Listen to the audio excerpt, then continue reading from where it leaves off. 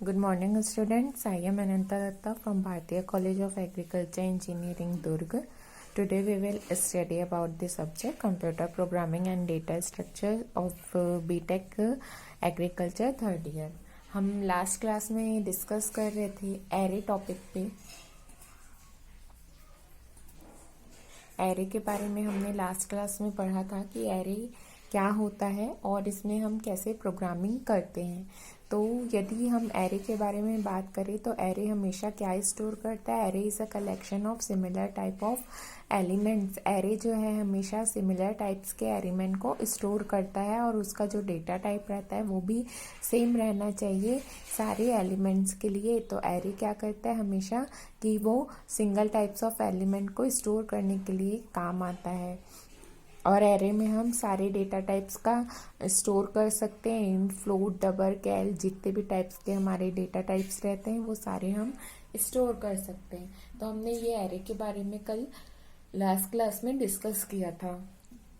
Then हमने array के बारे में क्या पढ़ा था कि हमारा जो रहता है इंडेक्स के ऊपर बेस रहता है। इंडेक्स में क्या रहती है, वैल्यू स्टोर रहती है। जैसे मैं बोलूँ कि इंडेक्स 4 में कौन सी वैल्यू स्टोर है तो हम बोलेंगे 22 वैल्यू इंडेक्स 4 में स्टोर है।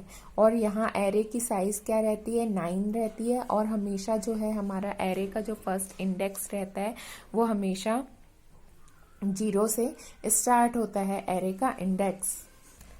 ठीक है, तो जो हमारा एरे का इंडेक्स है वो हमेशा 0 से स्टोर होता है एंड वो लास्ट जो हमारा रहता है वहां तक के वो चलता है। जैसे कि आप इस फिगर के लिए देखेंगे तो एरे का जो लेंथ है हमारा 0 है, first index 0 and last index 8, array का लेंथ 9 है। तो ये हमारा क्या होता है कि एरे कैसे वर्क करता है ये हमने देखा कि वो इंडेक्स के बेस में वर्क करता है और वो 0 से 8 तक के हमारा जो रहता है वैल्यूज हमारी रहती है। देन हमने एरे के सिंटेक्स पढ़े थे। ठीक है, सिंटेक्स में हमने क्या क्या देखा था कि हम डेटा टाइप लिखते हैं, एरे नेम और उसका इंडेक्स लिखते हैं। देन एरे हमारा हमेशा 0 से स्टार्ट होगा और एरे जो है हमारा जो एरे में स्टैंडर्ड डेटा टाइप, हम यहाँ पे कोई सा भी डेटा टाइप ले सकते हैं। और दूसरा जो ये इंडेक्स है लास्ट में, इसमें हम क्या देते हैं, साइज ऑफ एरे देते हैं। ठीक है, देन ये हमने चीज़ें कल लास्ट क्लास में पढ़ ली थी। हम टाइप्स से आज स्टार्ट करेंगे। उसके पहले हम देख लेते हैं कि हम एरे में जो इनिशियलाइज कर रहे थे चीज़ें वो हम कैसे इनिशियलाइज कर रहे थे। जैसे कि मान लीजिए हम कल लास्ट क्लास में ये पढ़े थे कि हम यदि एरे बिना यूज़ किए कोई प्रोग्राम बनाए तो हमें उसमें क्या करना पड़ता है, मल्टीपल टाइम्स जितने बार आपको वैल्यू लेना है उतने बार आपको प्रिंट एफ और स्कैन एफ लिखना पड़ेगा और फिर वैल्यू को प्रिंट कराने के लिए हमें फिर से प्रिंट एफ लिखना पड़ेगा। ये हम विदाउट एरे यूज करके वर्क कर रहे थे। यदि हमें एरे यूज करके वर्क करना हो तो देखिए, जब हम एरे यूज करके वर्क कर रहे हैं उन केस में हम क्या कर रहे हैं कि हमारा जो हम एक लूप लगा दे रहे हैं। फर्स्ट ऑफ ऑल हमने एरे लिया है 5 का। अब हम यदि यहाँ पे हमें 50 बच्चे हैं, 100 बच्चे हैं, 200 बच्चे हैं तो हम यहाँ पे सिंपली 200 लिख सकते हैं। बट यदि हम विदाउट एरे यूज करके यदि हम प्रोग्राम बनाएंगे तो उसमें हमारा क्या होगा, हमें 200 टाइम्स उसे रीड कराना पड़ेगा, राइट कराना पड़ेगा एंड देन प्रिंट कराना पड़ेगा। तो वो हमारा बहुत बड़ा प्रोसीजर हो जाएगा, उसमें लाइन्स ऑफ कोड्स बहुत ज़्यादा चले जाएंगे। बट यदि हम यहाँ पे एरे यूज करके बनाते हैं तो हम यहाँ पे कितने भी नंबर ऑफ क्या दे सकते हैं, एरे यहाँ पे आप लिख सकते हैं। उसके बाद हम स्टूडेंट के मार्क्स डिटेल फिल करेंगे। यहाँ पे हम लूप चला दिए सिंपल से कि हमने आई को 0 से इनिशियलाइज किया, फिर आई कब तक के चलेगा, 5 तक के, और आई हर बार इंक्रीमेंट हो जाएगा। तो आई की वैल्यू क्या है, 0 है तो वो वैल्यू प्रिंट होगा 5 बार। जब यहाँ पे 6 आ जाएगा तो वैल्यू क्या हो जाएगी, हमारी फॉल्स हो जाएगी और वो फिर से क्या करेगा, स्टूडेंट के मार्क्स को प्रिंट करेगा। प्रिंट करने के लिए फिर हमने एक लूप चलाया है तो उससे क्या हो जाएगी, हमारी वैल्यू प्रिंट हो जाएगी। तो ये हमने कल लास्ट क्लास में पढ़ा था कि हमारे कितने टाइप एरे हम कैसे इनिशियलाइज करते हैं, उसके एडवांटेजेस, डिसएडवांटेजेस, उसके फैक्ट्स, ये सारी चीजें हमने कल लास्ट क्लास में पढ़ा था। और आज जो है हम एरे के टाइप्स के बारे में डिस्कस करेंगे कि एरे के कितने टाइप्स होते हैं और वो कैसे वर्क करता है।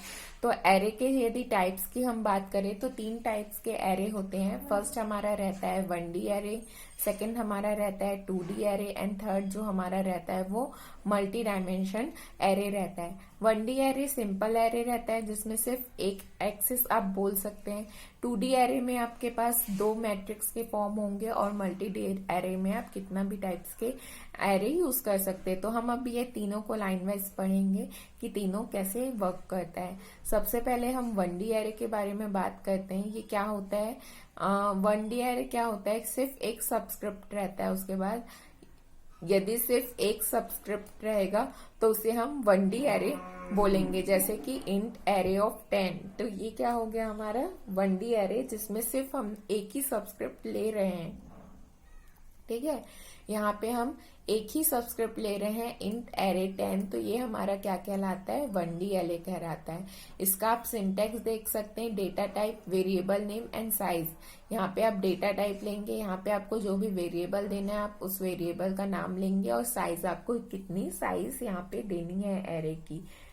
देन रूल्स है यदि 1D एरे के कुछ, तो हम इस रूल्स के बारे में डिस्कस करेंगे।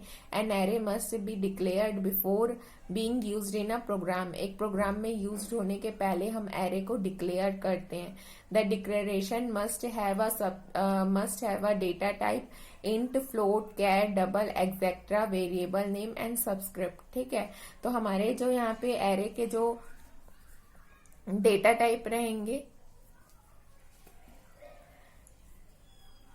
वो इंट, फ्लोट, कैरेक्टर, डबल कुछ भी हो सकता है, जितने भी हमारे डेटा टाइप्स रहते हैं। और उसमें हमें इसमें हमको डेटा टाइप को डिक्लेयर करना मस्ट है। हमें डेटा टाइप, वेरिएबल नेम और सबस्क्रिप्ट तीनों चीजें हमको डिक्लेयर करना यहाँ पे कंपलसरी है। देन हम बात करते हैं the subscript represents the size of array. जो सबस्क्रिप्ट होता है वो क्या रिप्रेजेंट करता है? एरे की साइज को रिप्रेजेंट करता है। If size is declared as 10, यदि हमने साइज को 10 डिक्लेयर किया है तो प्रोग्रामर्स को 10 एलिमेंट्स को स्टोर कर पाएगा। यदि हमने साइज को 20 किया है तो प्रोग्रामर्स को कितना वैल्यू स्टोर करना पड़ेगा? 20 वैल्यू स्टोर करना पड़ेगा। And array index always start from 0। Array का जो इंडेक्स रहता है वो हमेशा कहाँ से स्टार्ट होता है? 0 से स्टार्ट होता है। For example, if an array variable is declared as 10, यदि हम एरे वेरिएबल को 10 से डिक्लेयर कर रहे हैं तो वो कहाँ से कहाँ रेंजेस करेगा? 0 से 9 तक के। Each array element stored in a separate memory location, माने कि जितने भी एरे के जो एलिमेंट स्टोर होंगे उनके सेपरेट मेमोरी लोकेशन रहेगा। ऐसा कभी नहीं होगा कि आपके एक ही मेमोरी लोकेशन में 2 एलिमेंट्स स्टोर हो जा रहे हैं। ऐसा कभी भी यहाँ पे नहीं होता एरे के केस में। ठीक है, अब हम प्रोग्रामिंग की बात करते हैं कि हम प्रोग्रामिंग कैसे वर्क करते हैं। ठीक है, यदि हम सी प्रोग्रामिंग में प्रोग्रामर इनिशियलाइज भी कर सकता है एरे के वेरिएबल को without mentioning the size of array. Array की साइज को बिना मेंशन करके हम क्या कर सकते हैं? एरे को इनिशियलाइज कर सकते हैं। कंपाइलर जो है ऑटोमेटिक डिटेक्ट कर लेगा एरे की साइज को। जैसे कि आप देखिए यहाँ पे हमने डिक्लेरेशन किया है फर्स्ट टाइप, जैसे कि हम क्या करते हैं? इंट देते हैं जो भी हमारा डेटा टाइप रहता है। देन हम वेरिएबल नेम देते हैं, जैसे कि हमारा स्टूडेंट है तो ये हमारा वेरिएबल नेम हो गया। देन हमने एरे की साइज दी हुई है 5, तो यहाँ पे हमने एरे की 5 साइज दी हुई है। देन हमारा क्या है कि यहाँ पे हमने 5 एरे दिए हुए हैं। ओके, देन डिक्लेरेशन का जैसे सेकंड है हमारा कि यदि हम यहाँ पे एरे की साइज ना दे, इसमें जो लिखा था कि हम यदि एरे की साइज ना दे और सीधे एलिमेंट्स यहाँ पे डिफाइन कर दे, तो उस केस में क्या होता है कि यहाँ पे एरे या प्रोग्राम जो है वो खुद से आइडेंटिफाई कर लेता है कि इसकी साइज कितनी है। ओके, देन हम अब एक प्रोग्राम देखते हैं एरे का प्रोग्राम हम देखते हैं 1D एरे में हम कैसे वर्क करते हैं। ठीक है, तो हमने सबसे पहले हेडर फाइल, यहाँ पे हेडर फाइल लिखा है। देन इंट मेन है, ये हमारा मेन फंक्शन है। देन इंट में हम क्या कर रहे हैं? एस ऑफ 5 मीन्स एरे की साइज हमने क्या स्टोर की है? 5 स्टोर की है और हमने यहाँ पे 5 एलिमेंट्स दिए हुए हैं और एक और एलिमेंट दिया है इंट आई। ठीक है। अब हम स्टूडेंट के मार्क्स डिटेल को फिल कर रहे हैं। ठीक है, स्टूडेंट्स के मार्क्स डिटेल को हम फिल कर रहे हैं। यहाँ पे हमने लूप चलाया हुआ है, फॉर लूप यहाँ पे हमने इनिशलाइज किया है और इंक्रीमेंट है और हमारा यहाँ पे कंडीशन लगा हुआ है। उसके बाद हम प्रिंट कर ले रहे हैं। तो यहाँ पे देखिए आपको स्टूडेंट्स के मार्क्स फिल करने के लिए वो बोल रहा है, तो हमने यहाँ पे स्टूडेंट्स के मार्क्स फिल किए हैं। ठीक है। Above program illustrated initialization on 1D array, ये जो हमारा प्रोग्राम था ये 1D एरे से रिलेटेड था। फर्स्ट एलिमेंट जो हमारा एरे का रहता है वो s ऑफ 0 माने कि s ऑफ 0 रहता है और जो लास्ट एलिमेंट है वो s ऑफ 4 होता है। देन आते हैं हमारे 2D एरे के बारे में। ठीक है, अभी 1D एरे में आपने देखा कि हमारा एक सबस्क्रिप्ट था। ठीक है, सिर्फ एक सबस्क्रिप्ट था तो हम उसे 1D एरे बोल रहे थे। अब यदि हम 2D एरे की बात करें तो 2D एरे में हमारे क्या रहेंगे, 2 सबस्क्रिप्ट रहेंगे, तो हम उसे क्या बोलेंगे, 2D एरे बोलेंगे। ठीक है। By using 2D array programmer can manipulate data structure. ठीक है, तो यदि हम 2D एरे को यूज कर रहे हैं तो प्रोग्रामर जो है वो हमारा मैनिपुलेट करेगा डेटा स्ट्रक्चर को। ठीक है। It has 2 subscripts. First one represents row and second one represents column. Subscripts are always starts with 0. हमारे पास यहाँ पे 2 सब्सक्रिप्ट है, वहाँ पे हमारे पास सिर्फ एक सब्सक्रिप्ट था तो वो 1D एरे था। यहाँ पे हमारे पास 2 सब्सक्रिप्ट है तो ये 2D एरे हमारा कहला रहा है, 2 डायमेंशन एरे, जिसमें कि जो फर्स्ट वन है वो रिप्रेजेंट करेगा रो को एंड जो सेकंड वन है वो रिप्रेजेंट करेगा कॉलम को। तो यहाँ पे क्या हो रहा है, रो और कॉलम माने हम क्या यूज कर सकते हैं, यहाँ पे मैट्रिक्स हम यूज कर सकते हैं। ओके, देन यहाँ पे हम मैट्रिक्स यूज कर सकते हैं और जो भी हमारा सब्सक्रिप्ट है वो हमेशा 0 से स्टार्ट होगा। ठीक है। अब आप सिंटैक्स देखिए 2D एरे का। 2D एरे का आपका सिंटैक्स है data type, variable name, size 1 and size 2। यहाँ पे 1D एरे में सिर्फ साइज रहता था, 1 और 2 नहीं रहता था, बट क्योंकि यहाँ पे 2D एरे है, एक रो के लिए है और एक आपका कॉलम के लिए है, और डेटा टाइप जो भी आपको डेटा टाइप देना है और जो वेरिएबल नेम आप देना चाहते हैं वो वेरिएबल नेम रहेगा। देन हम इनिशियलाइज करेंगे। देखिए जैसे कि हमने यहाँ पे मैट्रिक्स लिया है, 3x3 का हमने मैट्रिक्स लिया है, तो हमें यहाँ पे क्या करना पड़ रहा है, हम ऐसे डिफाइन करेंगे 3 और 3 है, माने रो भी हमारे 3 रहेंगे और कॉलम भी हमारे 3 रहेंगे। तो 3 रो में 3 और 3 कॉलम में 3, माने टोटल हमारे 9 डिजिट्स रहेंगे। इनिशियलाइजन 2 हम और कैसे इनिशियलाइज कर सकते हैं, हमने यहाँ पे प्रॉपर ब्रैकेट में 3 रो और 3 कॉलम के लिए वैल्यू आइडेंटिफाई किए हैं, और हम इसे और कैसे कर सकते हैं, सिंपल एक साथ यूज कर सकते हैं। ठीक है। और यदि हमें किसी का माने यहाँ पे यदि हम ये दोनों की वैल्यू ना दे, ठीक है, मैट्रिक्स में हम यदि यहाँ पे साइज ना दे किसी की भी, जैसे x हो गया या y, या हम यहाँ पे दोनों की ही साइज ना दे, इन दोनों को ब्लैंक छोड़ के यदि हम यहाँ पे वैल्यू लिख दे रहे हैं तो भी हमारा रन हो जाएगा। बट जब केस हम यूजर से इनपुट लेना चाहते हैं रन टाइम में, तब हमको यहाँ पे साइज डिक्लेयर करना पड़ेगा। यदि हम वैल्यू यहीं पे, एलिमेंट्स यहीं पे हम डिक्लेयर कर दे रहे हैं, तब हम यहाँ पे क्या करेंगे, साइज नहीं लेंगे तो भी चलेगा। ठीक है। अब हम क्या देखेंगे, प्रोग्राम देखेंगे 2D एरे का। 2D एरे का प्रोग्राम आप देख सकते हैं कि 2D एरे में हमारा क्या हो रहा है कि हमने क्या लिया हुआ है, प्रोग्राम सबसे पहले हमने हेडर फाइल इंक्लूड की है, देन हमने इंट मेन से एक फंक्शन चलाया हुआ है, देन क्या हो रहा है, हमारी इंट मैट्रिक्स 3x3 की हमने मैट्रिक्स ली हुई है और यहाँ पे वैल्यू लिया है, एंड देन हमने 2 चीजें ली है, i और j।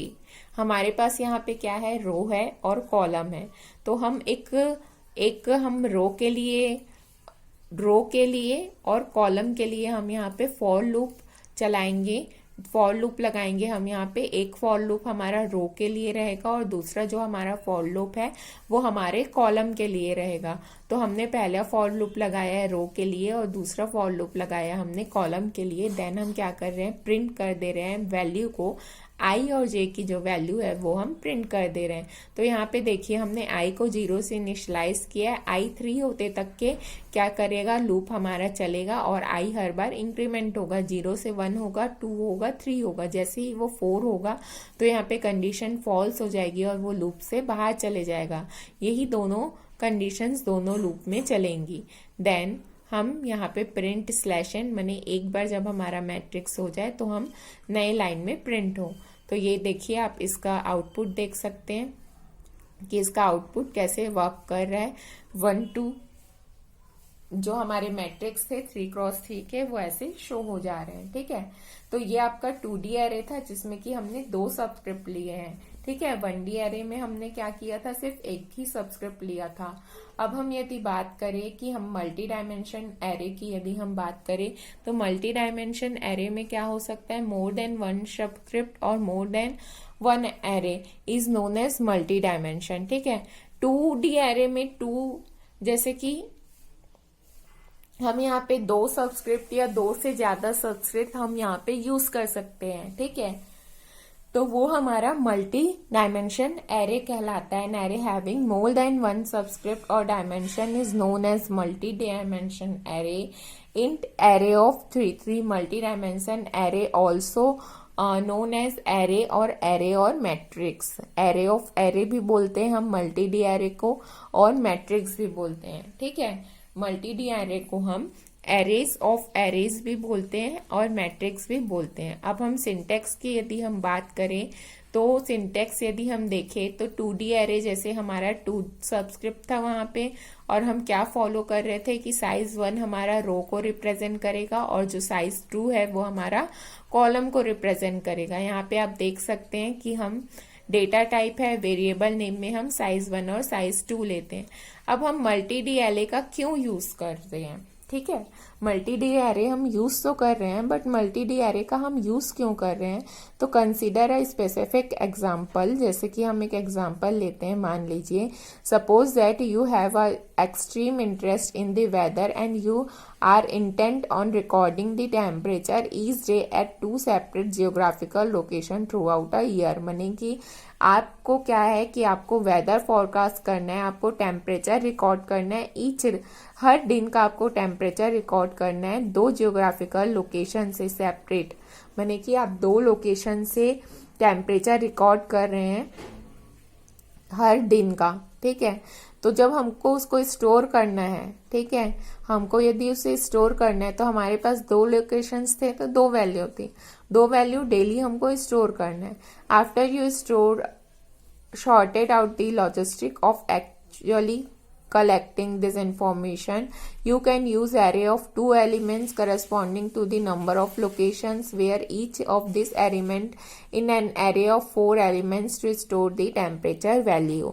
ठीक है, तो हम यहाँ पे क्या करेंगे, 2 लोकेशंस हमको चाहिए हर दिन का, तो हम उसके लिए एरे के 2 एलिमेंट्स यूज करेंगे जिससे कि हमारे क्या होंगे कि नंबर्स ऑफ लोकेशन के अकॉर्डिंग हमारे एलिमेंट्स या टेम्परेचर सेव हो जाएंगे। ठीक है, मल्टी डी एरे का प्रोग्राम देखिए, हम यहाँ पे क्या कर रहे थे, टेम्परेचर स्टोर कर रहे थे। ठीक है, आप यहाँ पे टेम्परेचर स्टोर कर रहे थे, 2 लोकेशन के लिए आपने टेम्परेचर स्टोर किया हुआ है। तो यहाँ पे हम क्या करेंगे, पहले टेम्परेचर तो हमारा फ्लोट में आएगा क्योंकि पॉइंट में भी हमारे टेम्परेचर आ सकते हैं। ठीक है, तो हम उसके लिए क्या लेंगे, फ्लोट लेंगे, और हमने लूप चलाने के लिए लिया है इंट ऑफ ing। तो आप यहाँ पे देख सकते हैं कि हमारा जो फॉर यहाँ पे लूप है, यहाँ पे आपका रो और कॉलम के लिए अलग अलग लूप लगा हुआ है, जिसमें कि आप देख सकते हैं कि जो हमारा i है वो 0 से इनिशलाइज हो रहा है। देन हम आई को कब तक के रन करेंगे, जब तक के हमारा आई जो है वो इंक्रीमेंट नहीं हो जाता 2 तक के। जैसे ही हमारा आई 3 होगा तो हमारे यहाँ पे कंडीशन फॉल्स हो जाएगी और उसके बाद क्या होगा कि ये इस लूप से बाहर आ जाएगा। और उसके बाद जो हमारा फॉर लूप है कॉलम के लिए चल रहा है, हमने कॉलम में 4 की वैल्यू ली हुई है, तो हम यहाँ पे 4 की वैल्यू देख सकते हैं कि हमारा यहाँ पे जो जे है वो 0 से स्टार्ट होगा, इनिशलाइज होगा, और जे कब तक के रन करेगा हमारा, जब तक कि वो 4 ना आ जाए। जैसे ही 4 आएगा, जे की वैल्यू इंक्रीमेंट होके 5 हो जाएगी तो कंडीशन फॉल्स हो जाएगी हमारी।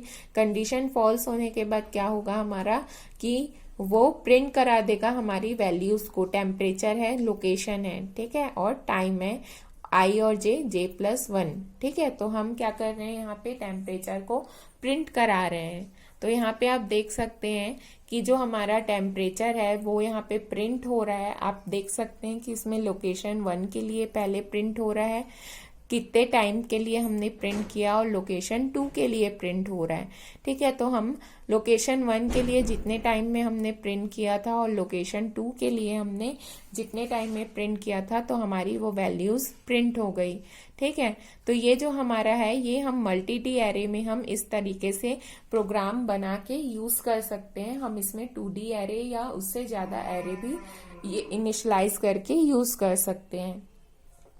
तो हमारा एरे की क्लास यहाँ पे खत्म होती है। नेक्स्ट क्लास में हम user defined functions and passing argument and returning values के बारे में डिस्कस करेंगे।